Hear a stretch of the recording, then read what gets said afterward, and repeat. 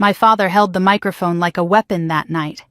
He stood in front of 50 guests at his annual Christmas party, pointed at my 13-year-old son Noah, and called him a failure, twice.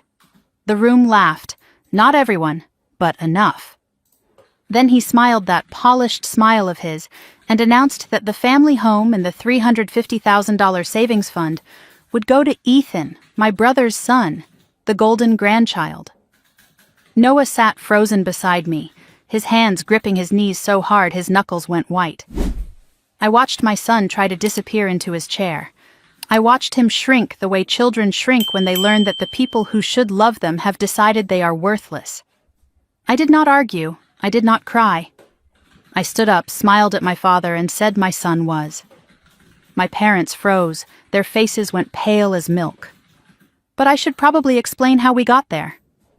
The drive to the party had been quiet. Noah sat in the passenger seat wearing his best sweater, the navy blue one with the cable knit pattern that Grandpa Henry had given him 2 Christmases ago, before he passed. Noah kept tugging at the sleeves like he was trying to stretch them over his hands. "You sure we have to go?" he asked without looking at me. "Just a few hours," I said. "We eat, we smile, we leave. Easy." He nodded but did not look convinced. Noah was 13, old enough to know that nothing involving my family was ever easy, old enough to have learned that lesson the hard way, year after year, gathering after gathering. When we pulled onto my parents' street, I understood why Noah had been dreading this. The Lawson house looked like something out of a holiday catalog. Professional lights draped every surface.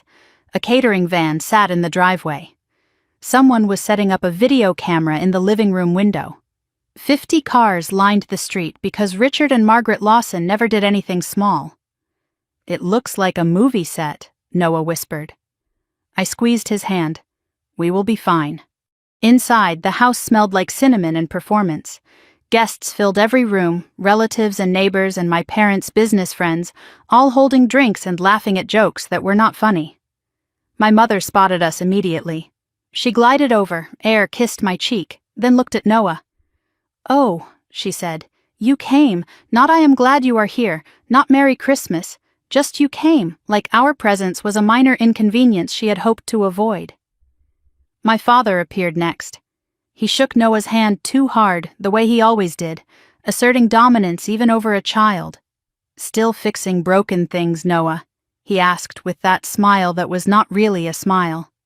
"Maybe one day you will fix something that matters." Noah forced a polite laugh.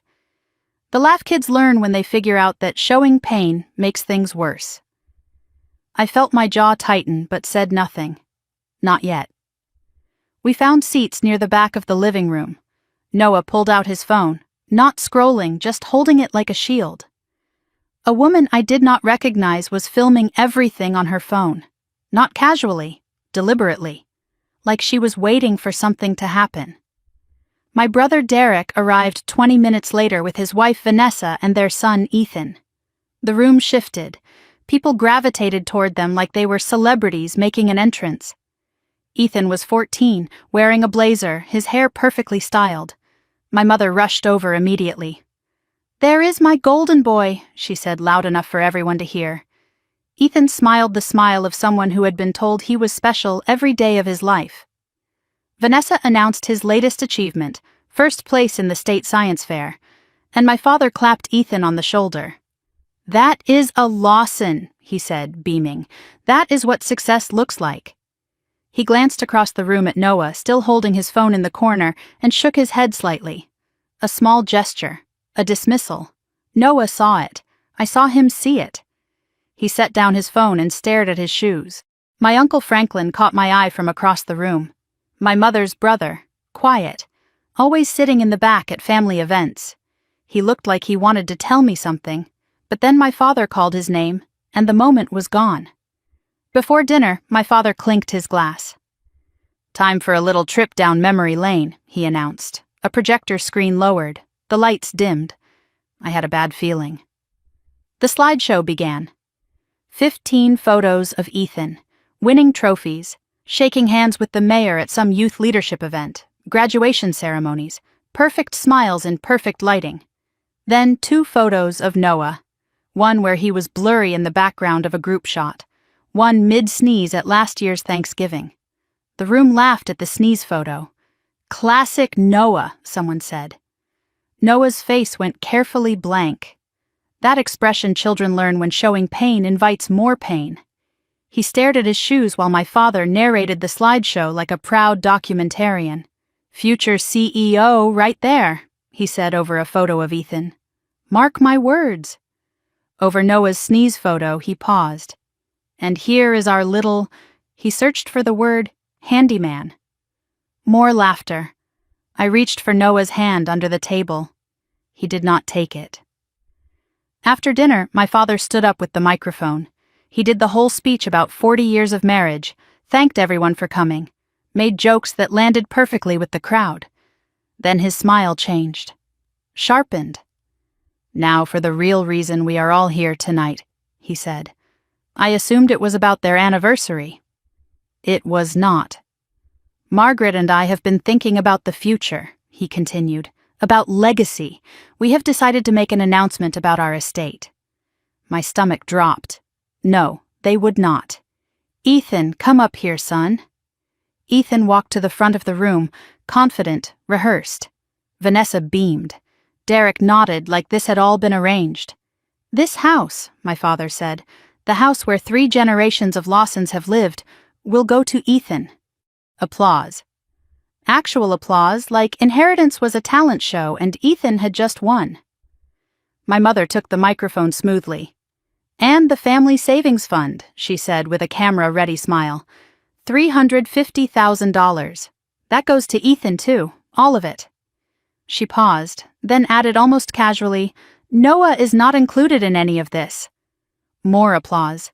People cheered. My son sat beside me, completely still.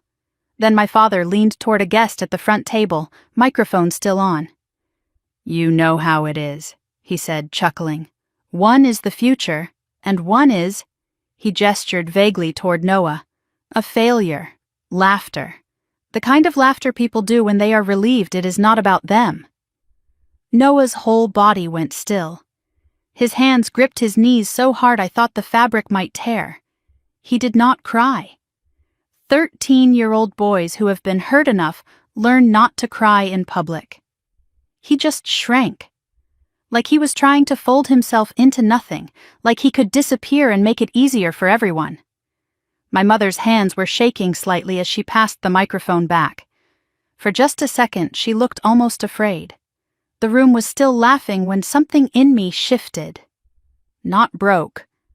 Shifted. I looked at my son, this kid who fixed things, who helped without being asked, who never complained about anything. I looked at my parents, who had just erased him in front of 50 people and called it family planning.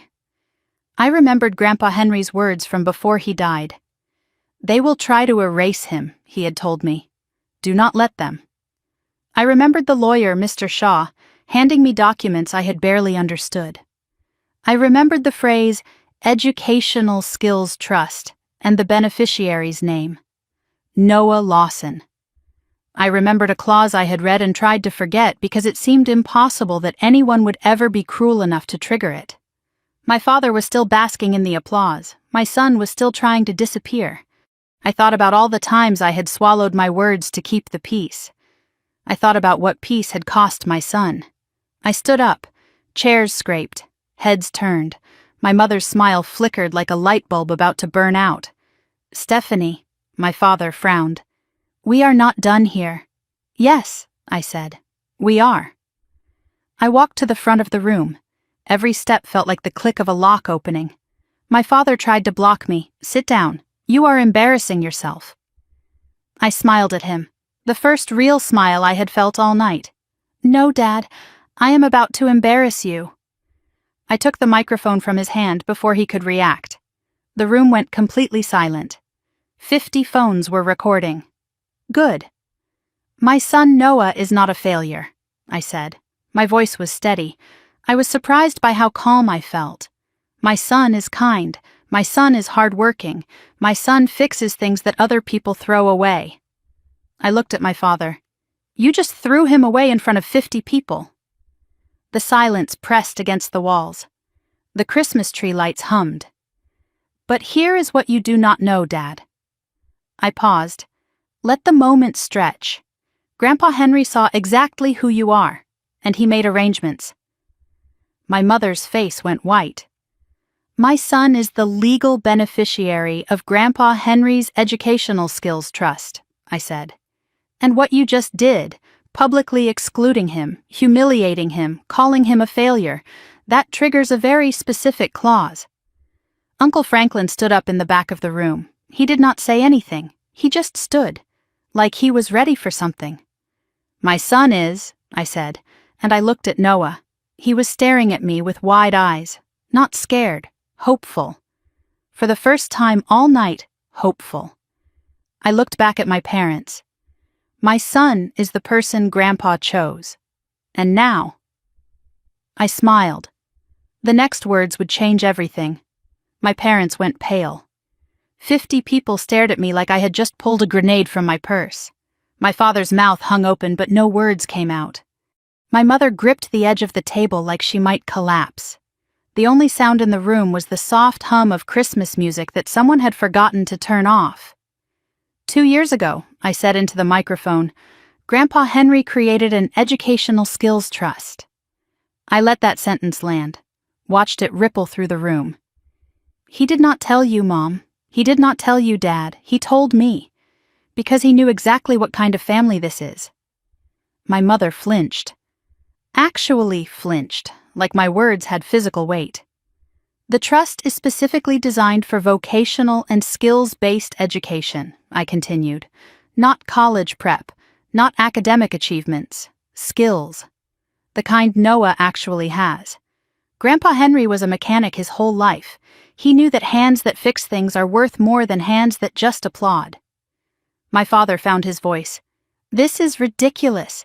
Dad never mentioned any. He was not your dad, Richard." I cut him off. "He was Mom's dad.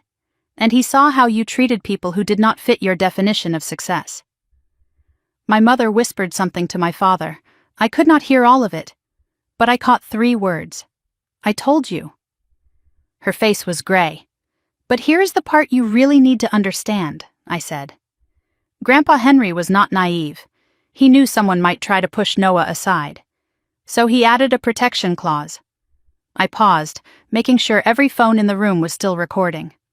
They were, if the beneficiary, that is Noah, is ever publicly excluded from family inheritance due to personal bias or favoritism, if he is ever humiliated or dismissed in a family setting because he does not meet someone's arbitrary standards, then full control of the trust transfers immediately to his legal guardian. That is me. The words hung in the air like smoke. "Dad, you just stood in front of 50 witnesses and called my son a failure. You announced he was excluded from the family estate because, what was it, one is the future and one is a failure. That is not opinion. That is public exclusion based on personal bias. On camera." I watched understanding spread across the room like a slow wave. Some guests looked uncomfortable. They had laughed at Noah too. Others pulled out their phones, checking what they had recorded. A few started whispering to each other. My father's expression cycled through confusion, then disbelief, then something I had never seen on Richard Lawson's face before. Fear. Vanessa grabbed Ethan's arm and started pulling him toward the side door. Her face was red, not from embarrassment, from fury. She wanted out before this got worse. My father charged toward me, crossing the room in 3 steps. "Give me that microphone. You are making a fool of yourself." I stepped back, keeping it out of reach. "No, Dad, I am making a record." "This is insane," he sputtered. Henry was sick at the end. He did not know what he was signing. "You manipulated a dying old man. Any lawyer will tear this apart in 5 minutes." "Grandpa Henry signed this document 3 years before he died," I said calmly. "He was in perfect health. It was witnessed by his attorney and notarized by the state of Ohio. And if you want to contest it, there is an anti-contest clause too. Anyone who challenges the trust forfeits any claim to Henry's other assets." I smiled. Did you know Grandpa owned property in Florida? I did not either. Until the lawyer told me. My father's face went from red to purple. You ungrateful little. Careful, Dad. 50 phones. Remember? Murmurs spread through the room. Someone near the back said loud enough to hear, "Did he really call that kid a failure?" Another voice answered, "I have it on video." The narrative was already shifting beneath my father's feet. Derek stood frozen by the Christmas tree. My brother, the golden son, the one who had always stood with our parents. He looked at Vanessa, then at our parents, then at me. For the first time in my life, I could not read his expression. Then a voice came from the back of the room. "She is telling the truth." Everyone turned.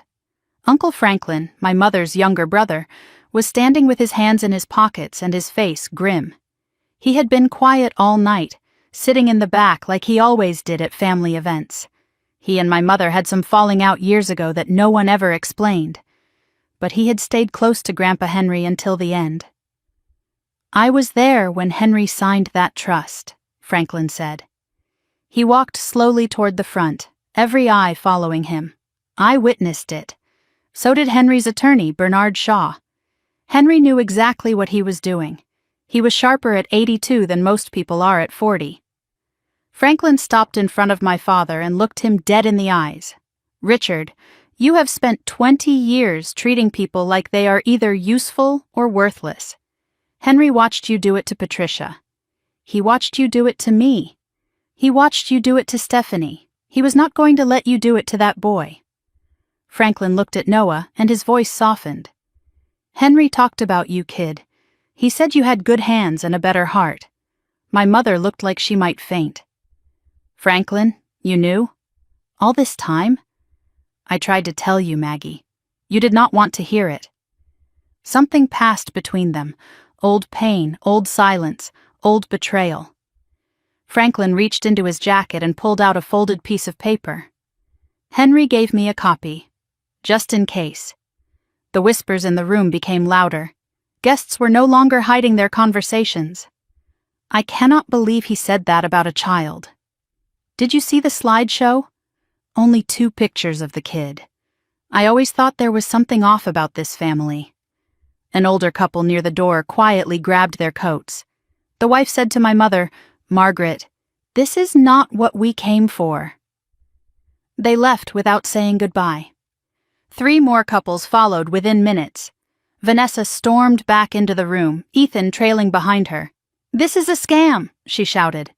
"She planned this whole thing. That old man's money was supposed to go to family, real family." I looked at her. "Noah is real family. You just forgot." Vanessa turned to Derek. "Derek, say something." My brother opened his mouth, closed it, then just shook his head. "I do not know what to say, Vanessa." Her eyes went wide with betrayal. In all the chaos, I noticed Ethan. He was not smiling anymore. He was not basking in the attention. He was looking at Noah with an expression I could not identify. Not hatred. Something closer to recognition. My mother suddenly sat down heavily, like her legs had given out. She pressed her hand to her chest. "I need to. I cannot." My father did not even look at her. He was too busy calculating his next move. Then, in the middle of all the arguing and whispering and panic, a small voice cut through everything. "Can I say something?" Everyone turned. Noah was standing up. My 13-year-old son, who had been called a failure in front of 50 people, was standing up. His hands were shaking slightly, but his voice was steady. "I did not know about any trust," he said. "I did not know Grandpa left me anything. I just knew he was the only one here who ever made me feel like I was not broken." He looked at my father, then my mother. "I am sorry I am not what you wanted. I am sorry I like fixing things instead of winning trophies. But I am not a failure. I am just different." The room was completely silent. Grandpa Henry used to say that the people who fix things are more important than the people who break them. Noah looked around the room. "I do not know who breaks things in this family, but I know who I want to be." He sat down. No one moved. For 3 full seconds, the only sound was the Christmas music still playing softly in the background. Then someone in the back started clapping. Slowly. Just one person, then another, not everyone. But enough. I set the microphone down on the nearest table. We are leaving now. I held my hand out to Noah. This time he took it. As we reached the door, my father's voice followed us. This is not over, Stephanie. I turned back one last time. No, Dad, it is just beginning. We stepped into the cold December air. The Christmas lights on the house looked different now, less festive, more like warning signs of what lay inside. Noah was quiet beside me, processing everything that had just happened. In the car, I started the engine and let it warm up. The silence between us was not uncomfortable. It was the kind of silence that happens when too much has been said, and you need time to let it settle. Mom, Noah finally spoke. Did Grandpa really do that? For me? I looked at my son. This kid who had spent years believing he was not enough. This kid who had just stood up in front of 50 people and spoken his truth. Yeah, baby. He really did. Noah nodded slowly. Then he said, almost to himself, he believed in me. He always did. We sat there for another minute, watching the lights from my parents' house twinkle in the darkness. Inside, I knew chaos was still unfolding. Accusations, arguments, blame being thrown in every direction. But out here, in the quiet of the car, we were safe. My phone buzzed. Then again. I glanced at the screen. Texts from numbers I did not recognize. One from my mother. How could you do this to us? One from Derek. We need to talk. And one from a number I did recognize. Mr. Bernard Shaw, Grandpa Henry's attorney. Stephanie. They are going to fight this. Call me tomorrow. There is something else you need to know. I stared at that last message as the Christmas lights faded in my rearview mirror. Something else. Of course there was. With this family, there was always something else. Mom, Noah asked, are you okay? I put down my phone and pulled out of the parking spot. I am okay. We are okay. What happens now? Now we go home. Tomorrow I call the lawyer. And then we figure out what Grandpa Henry really left us. Not just the money, Noah said quietly. Right? I glanced at him. He was looking out the window at the dark streets passing by. No, I said, not just the money. He left us a way to fight back, Noah said. He knew they would do this, and he prepared for it. I did not answer right away because he was right. Henry had seen this coming years ago. He had built something specifically designed to protect Noah from the people who should have loved him. He had known exactly what kind of family we were dealing with. The only question now was what else Henry had known, what else he had prepared, and whether it would be enough to win the war that was just beginning. We pulled into our driveway 20 minutes later. The house was dark and quiet. Normal, safe. Inside, I made us both hot chocolate, our tradition after hard days. We sat at the kitchen table without talking, just existing in the same space, recovering from what we had been through. Finally, Noah looked up. Mom? Thank you. For what? For standing up, for saying I was not a failure, in front of everyone. I reached across the table and took his hand. You are not a failure. You never were, and I will spend the rest of my life making sure you know that. He squeezed my hand back. I know. I think I finally know. After Noah went to bed, I sat alone in the kitchen with my phone. Mr. Shaw's message glowed on the screen. There is something else you need to know. I typed back 2 words. I am ready. His response came quickly. Tomorrow, 9 a.m. My office. Bring the documents Henry gave you. And Stephanie, do not answer calls from your parents tonight. Whatever they say, it is not true. I stared at that last sentence. Whatever they say, it is not true. What else had Henry discovered? What else had he documented? And what had my parents been hiding that required a warning like that? I turned off my phone, finished my cold hot chocolate, and went to check on Noah. He was already asleep, still in his good sweater, the one Henry had given him. His face was peaceful in a way I had not seen in months. "Sleep well, baby," I whispered from his doorway. "Tomorrow we keep fighting." Then I went to my own room and did not sleep at all.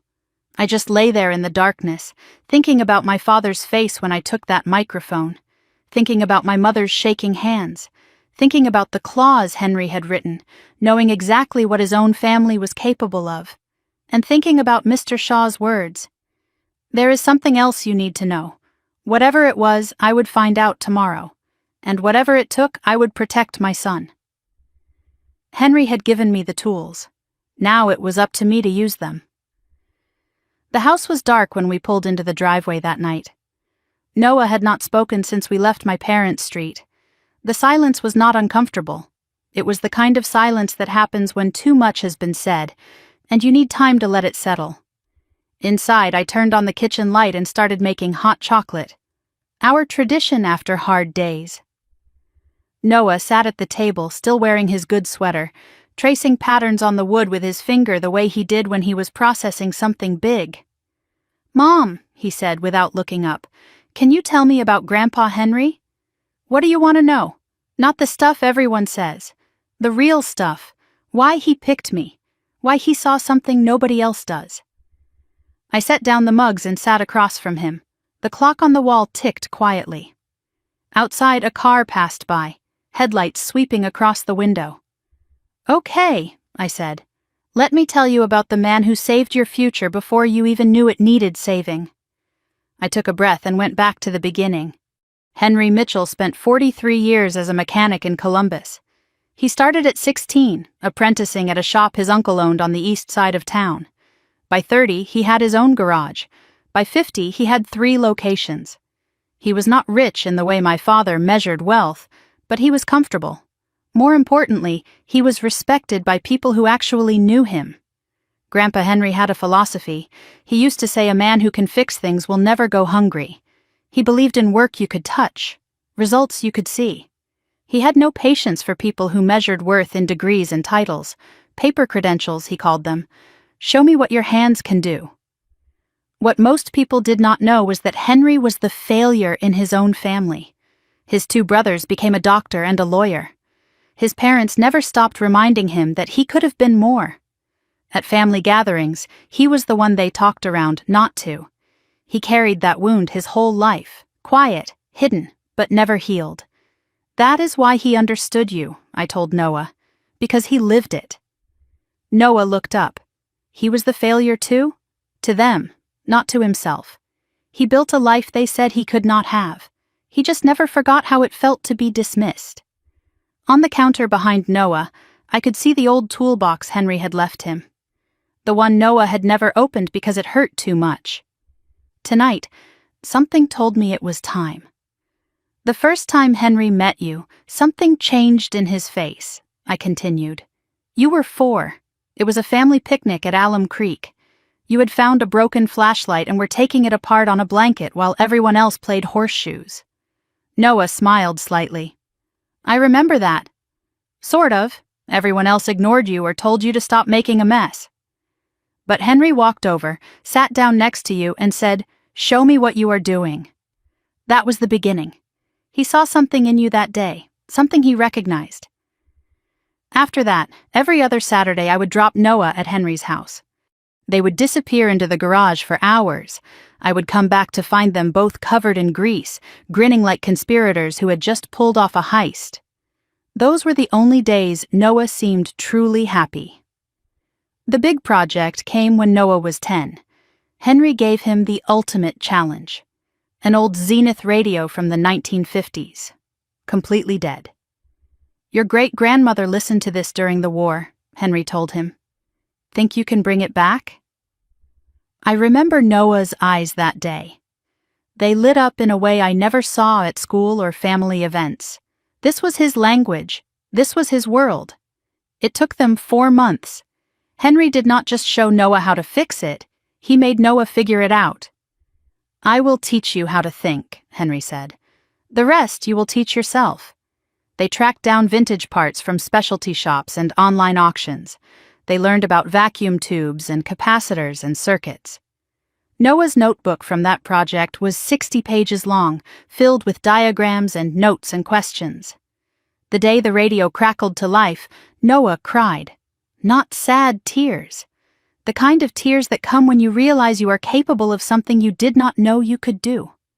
Henry put his hand on Noah's shoulder and said 5 words I will never forget. See? You are not broken. You just work different. Noah used that phrase like armor for years. Every time someone made him feel less than, he would whisper it to himself. You are not broken. You just work different. The Zenith radio still sat in Noah's room. He had not turned it on since Henry's funeral. I wondered if he would ever be ready. That boy has a gift, Stephanie, Henry told me once. Do not let them beat it out of him. Who? I asked. He just looked at me. We both knew who. I found out later that Henry kept a journal. He wrote about Noah more than anyone else in the family, more than his own daughter, pages and pages about this boy who reminded him of himself. 3 years before the Christmas party, Henry called me one afternoon. It was unusual. He usually just showed up. Come over, he said, alone. There is something we need to discuss. His voice had an edge I had never heard before. I drove to his house not knowing what to expect. He sat me down at his kitchen table with coffee he had made too strong, the way he always did.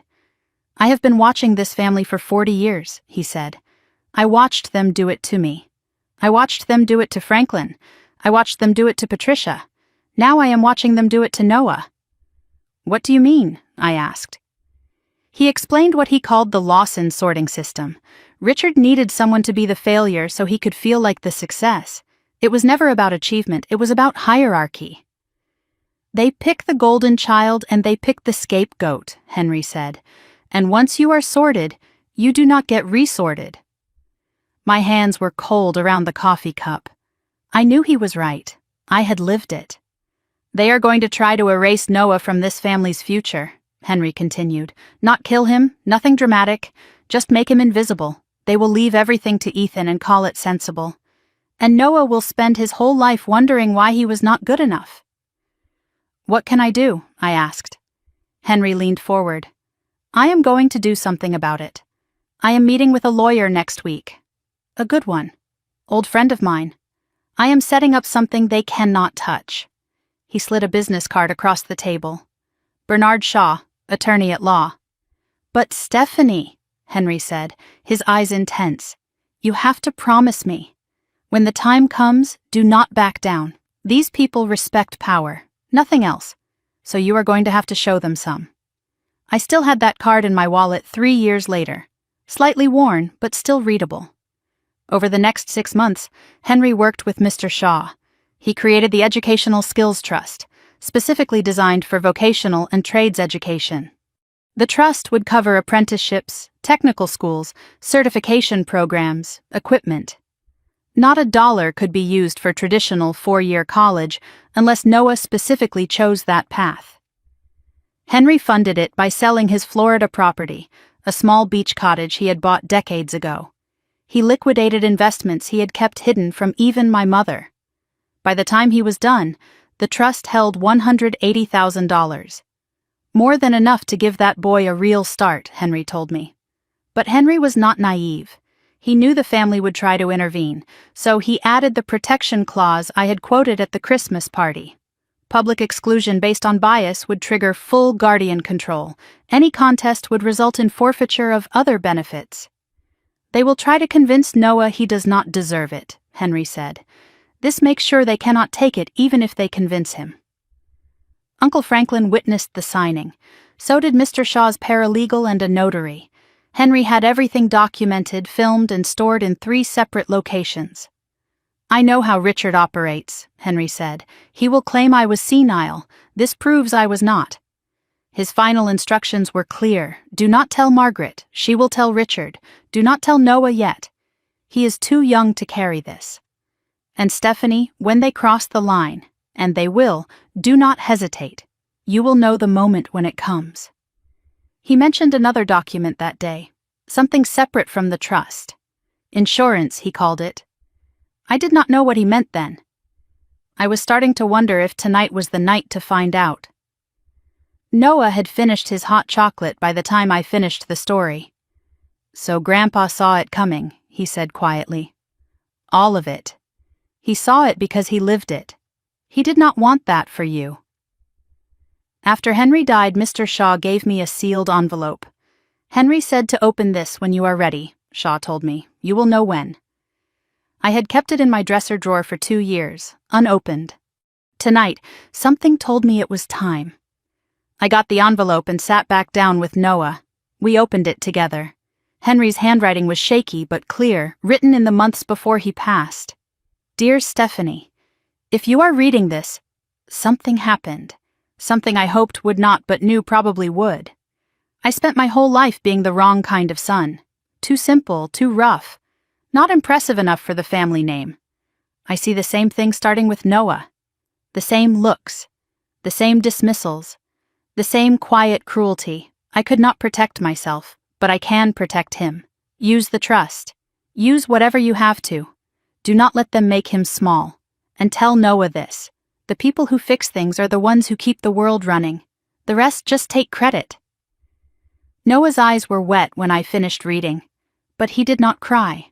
He really believed in me, he whispered. He really did, baby. He really did. At the bottom of the letter, there was a postscript I had missed at first. There is another envelope, marked open when they cross the line. You will know. I went back to the dresser and searched the drawer. Behind some old papers, there it was. Another envelope, yellowed with age. Written on the front in Henry's handwriting. Open when they cross the line. My hands shook slightly as I held it. The envelope was thick, more than just a letter. I could feel something hard inside, like a small object. A key, maybe, or a flash drive. I could not tell without opening it. Noah looked at me. Are we opening it? I thought about the party, about what my father had said, about the texts waiting on my phone. They crossed the line tonight, I said. They definitely crossed it. But something stopped me. Mr. Shaw's text from earlier. There is something else you need to know. Maybe I should wait. Maybe he needed to be there. Tomorrow, I told Noah. We will open it tomorrow with Mr. Shaw. Noah yawned.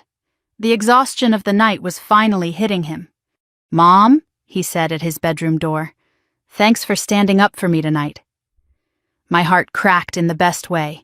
Always, baby, always. After Noah went to bed, I sat alone in the kitchen with both letters in front of me. My phone buzzed. Another text from my mother. You have no idea what you have started. I stared at the screen, then typed back 4 words. Yes, I do. Then I blocked her number. In the drawer upstairs, Henry's second envelope waited. Whatever was inside, it had waited 2 years. It could wait 1 more night. But something told me tomorrow was going to change everything again. I woke to silence the morning after Christmas. The kind of silence that feels fragile, like glass about to shatter. Sunlight came through the curtains, soft and golden. For 3 seconds, I forgot everything that had happened. Then I remembered, and I checked my phone. 47 missed calls, 83 text messages, 12 voicemails. I did not open any of them yet. I needed coffee first. I needed to be ready for whatever was waiting in those messages. Whatever accusations, whatever threats, whatever desperate attempts to undo what I had done. I checked on Noah first. His door was still closed. No sound from inside. Good. Let him sleep. Let him have a few more hours of peace before the world came crashing back. In the kitchen, I made coffee on autopilot, staring out the window at the snow that had fallen overnight. Everything looked clean, white, peaceful, the opposite of what was waiting on my phone. Through the kitchen window, I noticed tire tracks in the fresh snow. Someone had driven up our street and stopped in front of the house. Recently. The tracks were still sharp, not yet softened by wind or new snow. I filed that away and started reading. The messages from my mother came first. 11:42 p.m. How could you humiliate us like this? 12:15 a.m. Your father has not slept. He is devastated. 1:30 a.m. Call me. We can still fix this. 3 a.m. You have destroyed this family. I hope you are happy. The progression told a story. Anger to bargaining to guilt to blame. The classic Margaret Lawson playbook, refined over decades of practice. My father had sent only one text at 2 a.m. You think you have won something. You have not. This is far from over. No calls from him, just that one message. Somehow that was worse. Richard Lawson did not waste words. When he spoke, he meant it. Derek's messages were different. Stephanie, what the hell was that? Then Vanessa is furious. Ethan is confused. Then we need to talk. Not about the money. About what happens next. His tone was less attacking, more calculating. Derek had always been the strategist in the family, the one who figured out which way the wind was blowing and positioned himself accordingly. Vanessa had left a voicemail. I played it on low volume. You vindictive, jealous, pathetic excuse for a sister-in-law. I deleted it at the 15-second mark. I had heard enough, but I saved it to my cloud storage first. Evidence. I was learning to think like that now. Then I noticed a text from an unknown number, sent at 4 a.m. They are talking about lawyers. Be careful. No signature. No follow-up. Who was warning me? Someone inside the family circle, clearly. But who? I put in my earbuds and started on the voicemails. My mother's voice was thick, like she had been crying. Stephanie, honey, I know you are angry, but this is not the way. Your father just wanted what is best for the family. You know how he is. He did not mean to hurt Noah. Please, let us talk before you do anything you cannot take back. The classic pattern. Minimize, excuse, redirect blame. As if calling a child a failure in front of 50 people was just a minor misunderstanding. My father's voicemail was different. His voice was controlled, cold. Stephanie. I have consulted with my attorney this morning. Whatever document you think you have, it will not hold up. Henry was not in his right mind at the end. Everyone knew that. If you pursue this, you will lose more than you gain. Think about Noah's future. Think about what this will do to him. Using Noah as leverage. Of course. Richard always found the pressure point. Derek's voicemail was calmer than the others. Hey, it is me. Look, last night was a lot, for everyone. I am not calling to fight. I am calling because I think we can work something out. You, me, no parents, just siblings. Call me back. I was not sure if this was genuine or a trap. Probably both. Derek never did anything without calculating the angles. One voicemail surprised me. Aunt Caroline, my mother's cousin, rarely involved in family drama. Stephanie, I just want you to know. I saw what happened. I recorded some of it. What they did to that boy was wrong. If you need a witness, I am here. I saved that one twice. The last voicemail was from Mr. Shaw, left at 7 a.m. Stephanie, call me as soon as you wake up. They have already contacted me. And there has been a development. We need to meet today. A development. That word sat heavy in my stomach. I heard Noah's door open around 10. He shuffled into the kitchen, still in his pajamas, his eyes going straight to my phone on the table. How bad is it? He asked. I did not lie. Pretty bad. He poured himself cereal and sat across from me. The Christmas tree lights blinked in the living room, cheerfully oblivious to the war being waged around them. Are they going to try to take the trust away? Noah asked. They might try. They will not succeed. How do you know? Because Grandpa Henry knew exactly who he was dealing with. He prepared for this. Noah pushed his cereal around the bowl without eating it. The spoon clinked against the ceramic in the quiet kitchen. Mom, why do they hate me? The question hit me like a physical blow. They do not hate you, Noah. They just do not understand you. What is the difference? I did not have a good answer for that. Sometimes there was no difference at all. Noah was quiet for a long moment. Then, very softly, he said something that broke my heart. Sometimes I thought they were right. About what? About me being a failure. About me not being good enough. His eyes were wet now. I thought maybe if I tried harder, if I got better grades, if I was more like Ethan. I thought I was broken, Mom. I really did. I moved to his side of the table and pulled him into a hug. You are not broken. You have never been broken.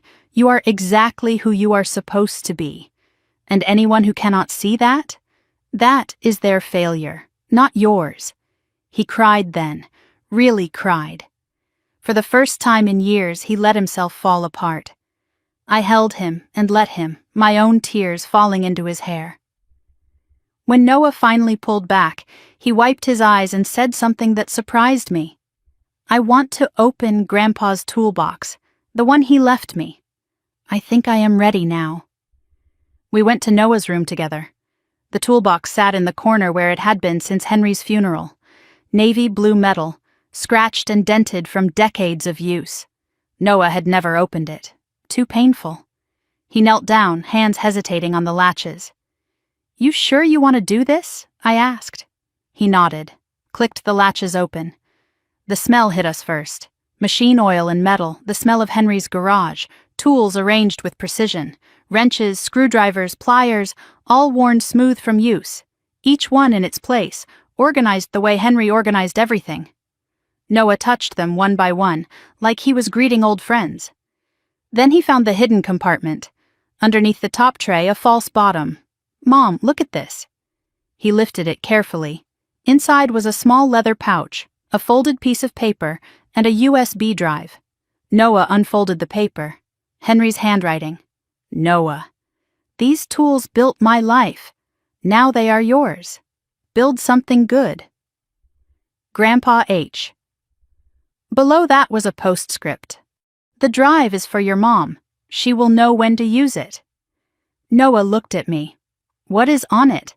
I do not know, but I think we are about to find out. The leather pouch contained a single item, a small brass key, no label, no note explaining what it opened. But it looked old, older than the toolbox itself. I left Noah examining the tools while I went to call Mr. Shaw. I needed to tell him about the USB drive. I needed to understand what development he had mentioned. As I picked up my phone, I glanced out the kitchen window and froze. The tire tracks I had noticed earlier. They led to a car, a black Mercedes parked 3 houses down, facing our house. Engine running, exhaust visible in the cold air. I knew that car. Richard's car. He was sitting in the driver's seat watching our house. I stepped back from the window instinctively. How long had he been there? Was he waiting for us to leave? Waiting to approach? Or just watching, reminding us he was there? I could call the police, but what would I say? My father is parked on a public street? I could confront him, but that was probably what he wanted. I could ignore him, but that felt like giving him power. I chose option 4, document everything. I used my phone to photograph the car, the license plate, the timestamp, saved them to my cloud. Then I texted Mr. Shaw. My father is parked outside my house watching us. Call me now. As I watched, another car pulled up behind Richard's Mercedes. A woman got out, not my mother. She walked to Richard's passenger door, got in. They talked for several minutes. I could not see her face clearly, but something about her posture seemed familiar. Confident, professional, like someone used to being in control.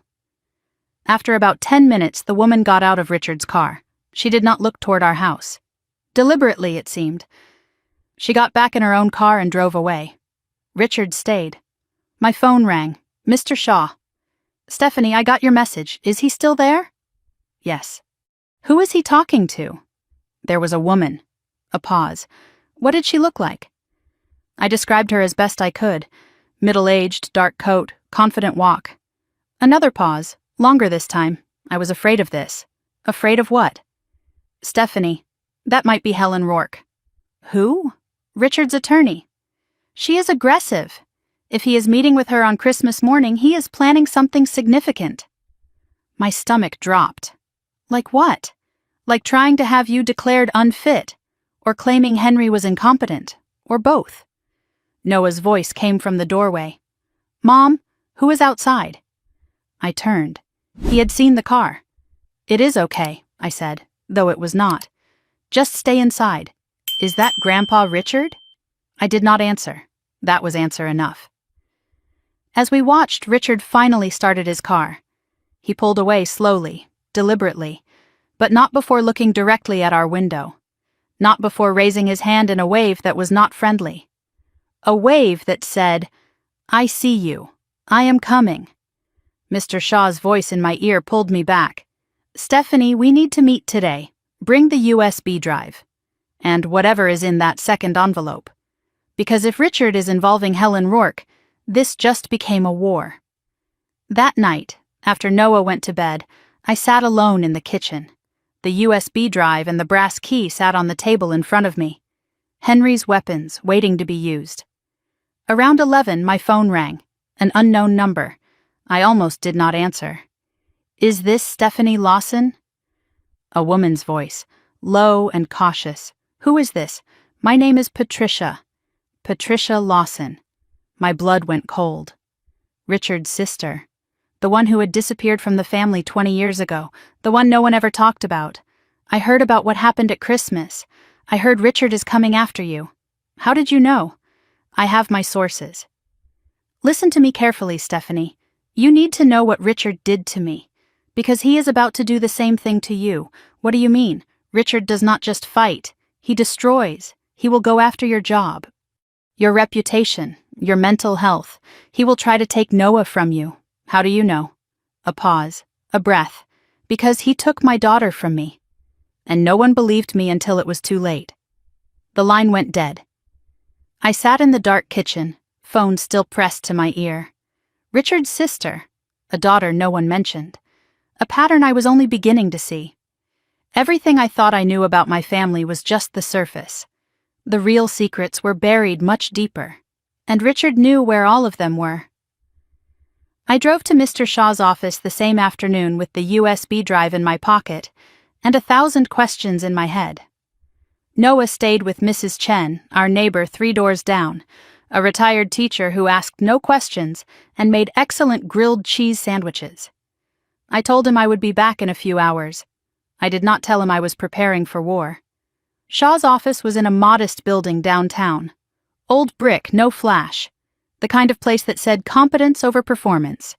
Henry would have liked it. That was probably why he chose Shaw in the first place. Bernard Shaw was older than I expected. Late 60s, silver hair, steady hands that looked like they had signed 1,000 important documents. His office smelled like coffee and old paper. Photos lined the walls, and one of them stopped me cold.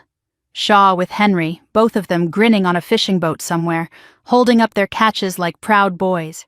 They were friends, I realized, not just attorney and client. Shaw did not waste time on pleasantries. "Richard contacted me this morning," he said. "Twice. He demanded I turn over all documents related to Henry's trust. I told him to file a formal request through proper channels. He did not like that." I placed the USB drive on his desk. Noah found this in Henry's toolbox. There was a note. "It is for me." Shaw's eyes flickered with something. Recognition, maybe, or anticipation. "Henry mentioned this," he said. I did not know where he had hidden it. "What is on it?" "Let us find out together." Shaw paused before reaching for the drive. "Stephanie, before we look at this, I need to warn you. What is on here might change how you see your family." Henry told me it would. I nodded. I was ready, or at least I thought I was. Shaw plugged the drive into his computer. 3 files appeared on the screen, labeled simply Recording 1, Recording 2, Recording 3. Dated from 3 years ago, around the time Henry created the trust. Recording 1 was audio only, slightly muffled. Recorded secretly. Henry's voice came through first, calm and steady. "Richard, I am asking you to treat Noah fairly. That is all." Then my father's voice, dismissive. "Henry, the boy is slow. Everyone can see it. He is not slow. He is different. Different is just a nice word for failure. I will not pretend otherwise. And if I leave him something in my will?" Richard laughed, actually laughed. Waste your money if you want. It will not change what he is. The recording ended. My hands were shaking. Recording 2 was a conversation between my parents, apparently recorded without their knowledge. Richard's voice. Your father is going senile, talking about leaving money to Noah. Margaret's voice, hesitant. Maybe we should let him. Richard, sharp. No, that money should go to the family, to Ethan, to someone who will actually make something of it. But Noah is family too. Noah is Stephanie's mistake, not our legacy. My stomach turned.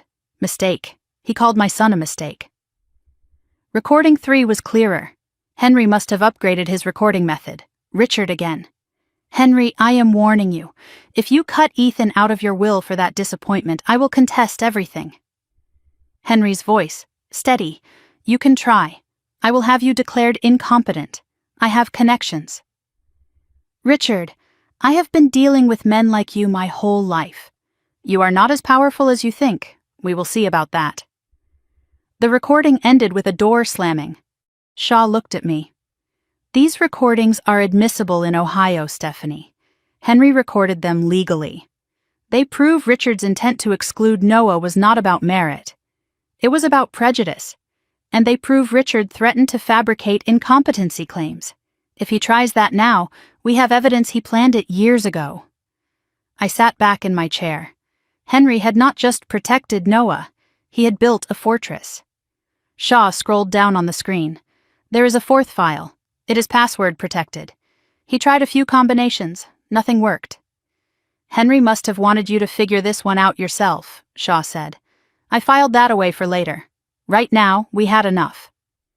Shaw outlined what Richard might try next. He will claim Henry was mentally unfit. We counter with the recordings and the witnesses. He will claim you unduly influenced Henry. We counter with the fact that I drafted the trust, not you. He will try to drag this out, make it expensive, hope you give up. I will not give up. Shaw smiled slightly. Henry said you would say that. He explained the Helen Rourke problem. If she is involved, we have a fight ahead. She is aggressive, expensive, and does not care about ethics. But she is also sloppy when she thinks she is winning. She will overreach. When she does, we will be ready. He handed me a small recording device. Document everything, every call, every text, every visit. Do not meet with Richard alone. If he shows up, record the conversation. Ohio is a one-party consent state. You can record without telling him. I told Shaw about the second envelope Henry had left, the one marked open when they crossed the line.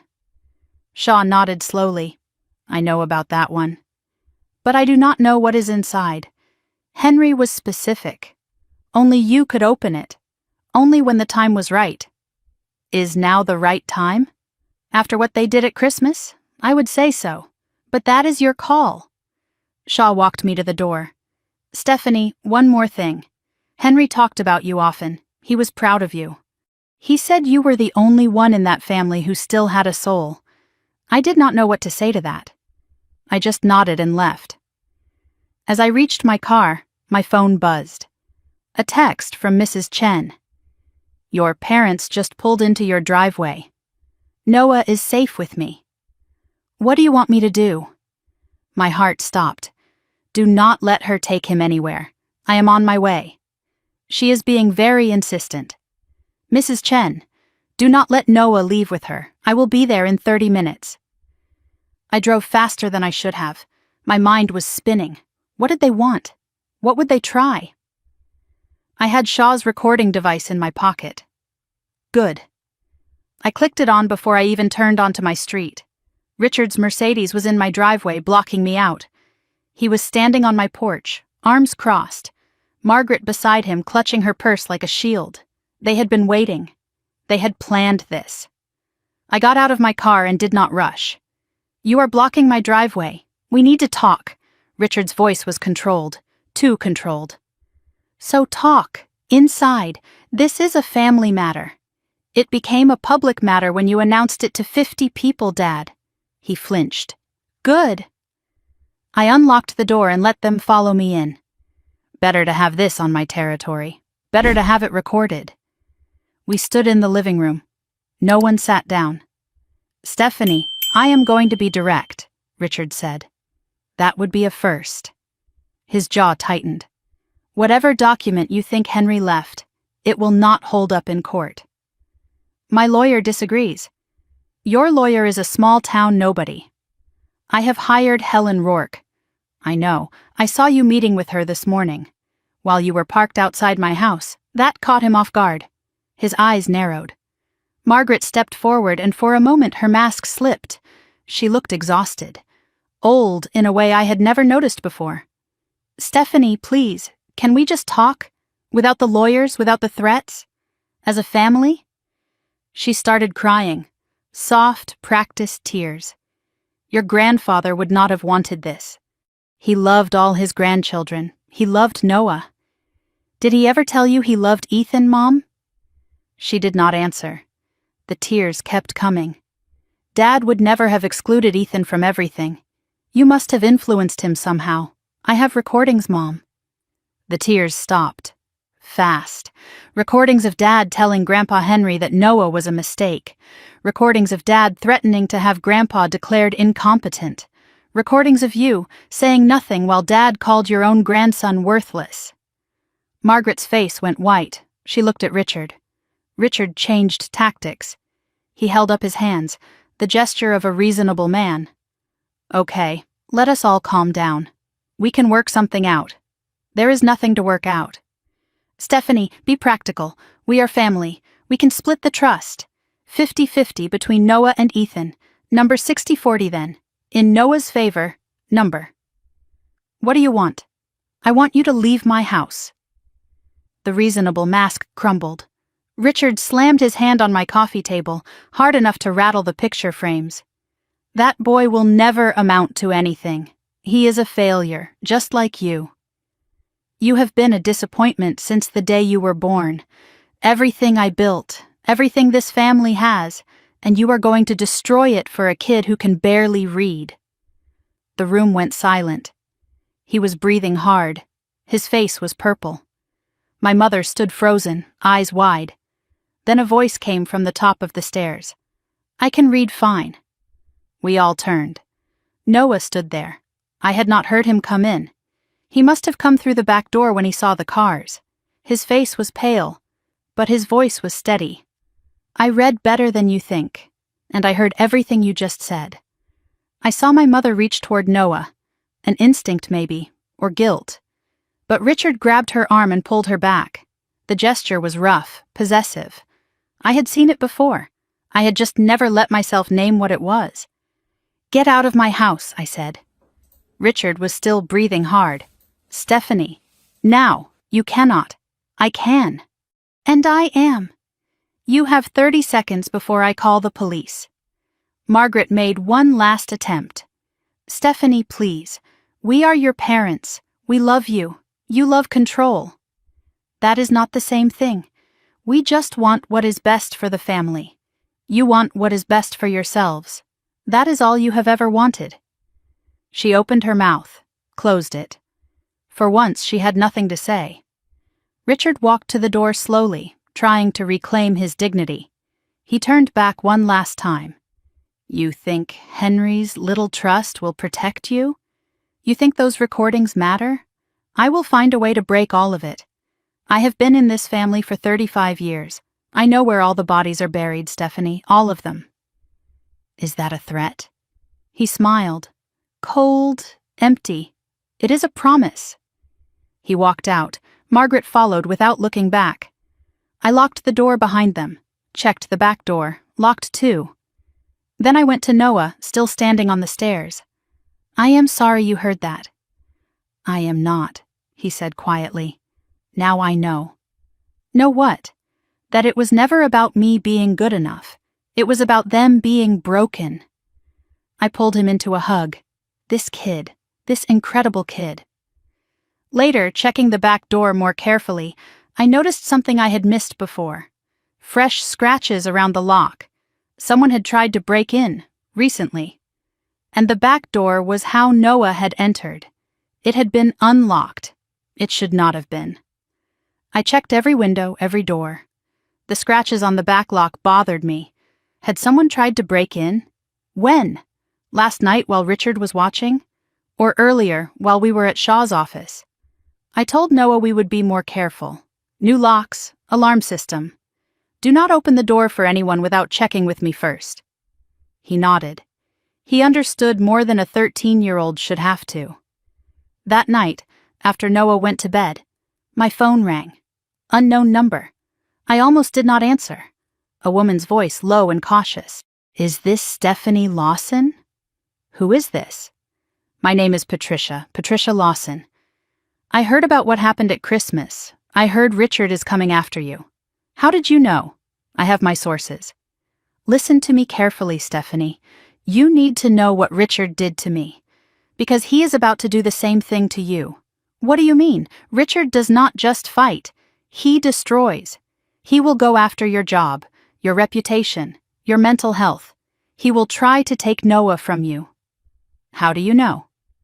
A pause. A breath. Because he took my daughter from me. And no one believed me until it was too late. The line went dead. I sat in the dark kitchen, phone still pressed to my ear, thinking about a man who had spent 30 years destroying people who stood in his way. He had made Sandra disappear. He had taken Patricia's daughter. He had silenced anyone who threatened his image. Now it was my turn. But Richard had made one mistake. He thought I was like the others, alone, unsupported, easy to break. He was wrong. Henry had spent years building me an arsenal. And tomorrow, I was going to start using it. I called Patricia back at 7 the next morning. She answered on the first ring, like she had been waiting by the phone all night. Can we meet? I asked. In person, I was hoping you would ask. There are things I cannot say over the phone. We agreed on a diner 30 miles outside Columbus. Neutral territory, away from family eyes. The kind of place where nobody would recognize us, and nobody would care. I arranged for Noah to stay with Mrs. Chen again. He did not argue this time. He just asked me to be careful. When did my 13-year-old start telling me to be careful? When did he have to? The drive felt longer than 30 miles. I kept checking my rearview mirror, looking for Richard's Mercedes, looking for anyone who might be following. His surveillance had made me paranoid, or maybe paranoid was just the smart way to be now. The diner was a small place, mostly empty at 9 in the morning. I spotted Patricia immediately. She was tucked into a corner booth facing the door, hands wrapped around a coffee cup like it was keeping her anchored. She looked like Richard, but softer, worn by years of something heavy. Mid-50s, gray streaking her hair. She did not look broken or fragile. She looked like a survivor. Steel wrapped in ordinary, but she was not alone. Sitting across from her was a man I recognized from the photos in Mr. Shaw's office, Bernard Shaw himself. They had been waiting together. Mr. Shaw? What are you doing here? Sit down, Stephanie. Patricia and I have known each other for a long time. Henry introduced us, Patricia said quietly. 22 years ago, when I needed help. I sat down. My world kept expanding into dark corners I never knew existed. Patricia started from the beginning. She was the youngest Lawson sibling, 5 years younger than Richard. She had married young, to a man named Thomas, a construction worker. Richard disapproved. Thomas was not good enough for the Lawson name. Richard spent 3 years trying to destroy my marriage, Patricia said. He finally succeeded. How? He started with whispers, telling family Thomas was unreliable, lazy, not worthy. Then he moved to finances, convinced our father to cut me out of family business opportunities. When that did not break us, he got creative. Patricia's voice dropped. He hired a private investigator, manufactured evidence that Thomas was having an affair. Was he? No. But by the time we proved the photos were staged, my marriage was already over. Thomas could not handle the suspicion. The shame. He left. I sat there absorbing this. My father had destroyed his own sister's marriage with fabricated evidence, and no one had stopped him. We had a daughter, Patricia continued. Emily. She was 7 when Thomas left. Richard convinced my parents that I was unstable. That Emily would be better off with him and Margaret during my difficult time. It was supposed to be temporary. A few months while I got back on my feet. What happened? It became permanent. They used my depression Richard caused, as evidence I was unfit. By the time I could fight back, Emily did not want to know me anymore. Richard had made sure of that. Shaw reached into his briefcase and pulled out a file. "This is why Henry asked me to bring Patricia into this," he said. "She is not just a witness to Richard's character. She is evidence of a pattern that is legally relevant." Patricia leaned forward. "This is what he does, Stephanie. He finds your weakness and he exploits it. He isolated me. He will try to isolate you. And if he cannot get to you, he will go through Noah." The coffee in my stomach turned to acid. Shaw took over the conversation. "Stephanie, there is more to Henry's trust than you know." "What do you mean?" "You showed me the documents. I showed you the primary trust. There is also a secondary provision." He opened the file. "Pages and pages of legal language.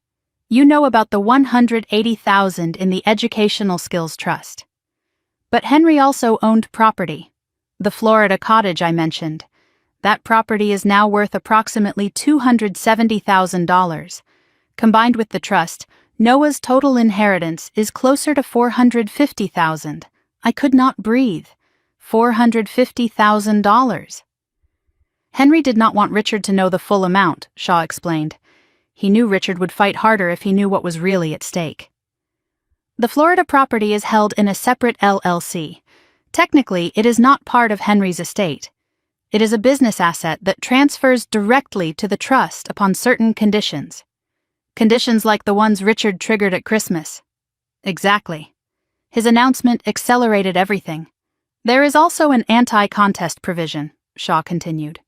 If anyone challenges the trust and loses, they forfeit any claim to other Henry-related assets. Richard does not know about the Florida property yet.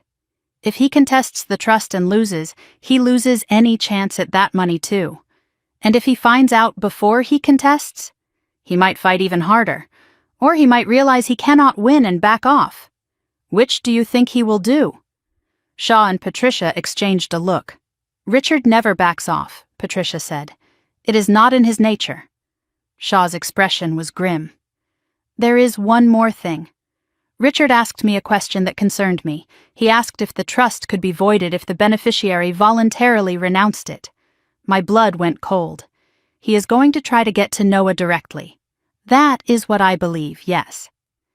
I had brought Henry's second envelope with me, as Shaw had requested.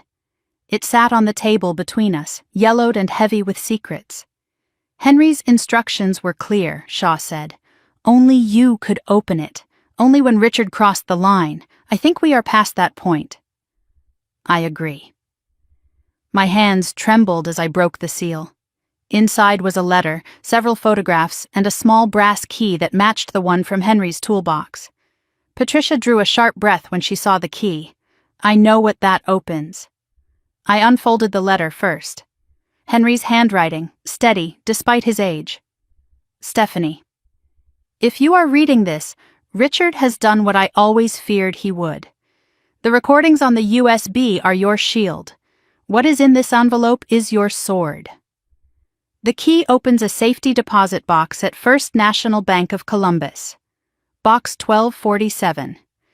Inside, you will find documents that Richard has spent 30 years trying to destroy. Documents that prove he is not the man this family thinks he is. Use them only if you have to.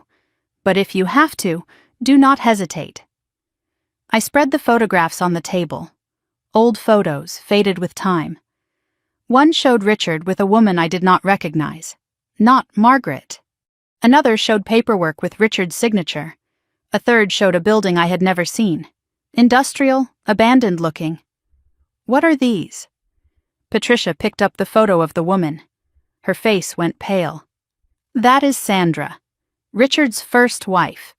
Richard was married before Mom? For 3 years. No one talks about it. That is the point. What happened to her? Patricia set the photo down carefully. Officially? She left him, disappeared. And unofficially? Patricia looked at Shaw. Shaw looked at me.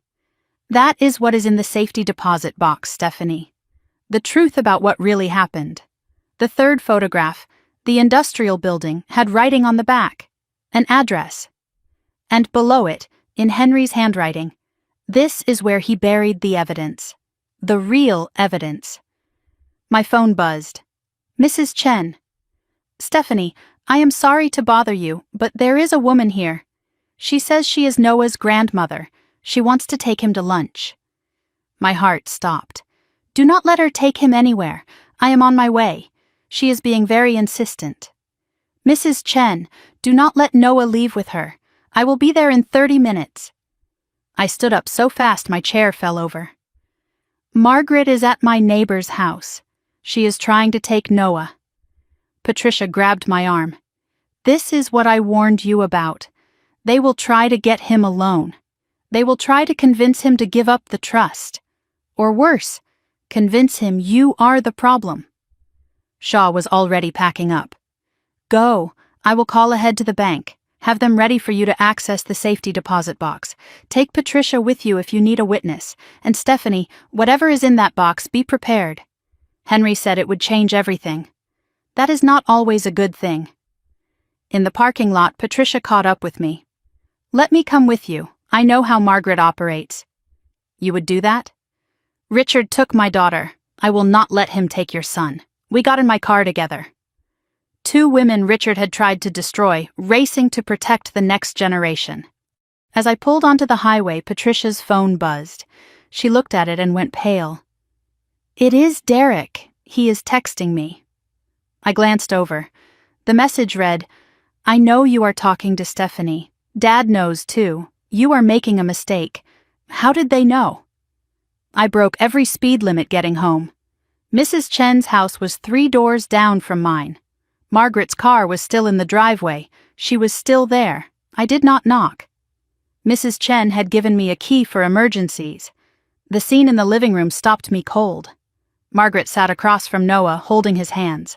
Noah's face was stiff, uncomfortable, but he was listening. Mrs. Chen hovered nearby, clearly distressed. And your grandfather just wants what is best for you, Noah, Margaret was saying. We all do. Sometimes families have disagreements, but that does not mean. That is enough, Mom. She turned. Her face flickered with surprise. Then that smooth mask slid back into place. Stephanie, I know exactly what you were doing. Noah stood up immediately and moved to my side. She was telling me I should think about giving up the trust, he said, that it was tearing the family apart. She said Grandpa Henry was confused when he wrote it, that he did not really mean it. His voice was steady, but I could see his hands shaking. She is wrong.